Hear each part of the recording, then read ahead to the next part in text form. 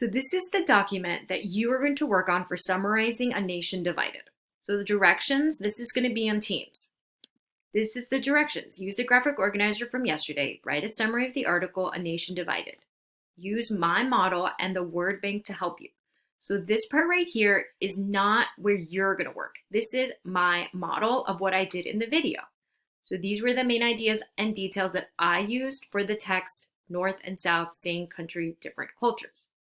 And then I'm showing you how I took my graphic organizer and how I turned it into a summary. And I even highlighted in green and yellow the different transition words I used for the main ideas and supporting details. So this is my, not Sam, sorry Sam, you didn't help me with that, my model.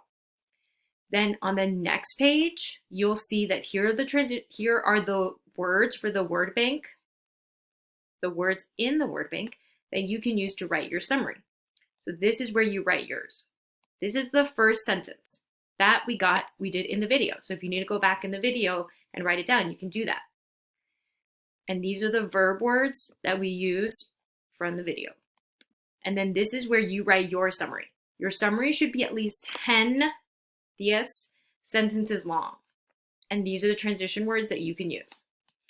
Then tomorrow, on Friday, you will revise your summary, and you're going to use this checklist to make sure that you have all the parts of a summary and that you are using all of our rules that we've gone over in class, capital letters, spelling, periods, all that stuff.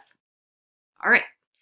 If you have any questions, make sure that you chat me, let me know so I can help you. I'll be looking at the summaries as you put them up, but make sure that you do not press turn in until you have done the checklist.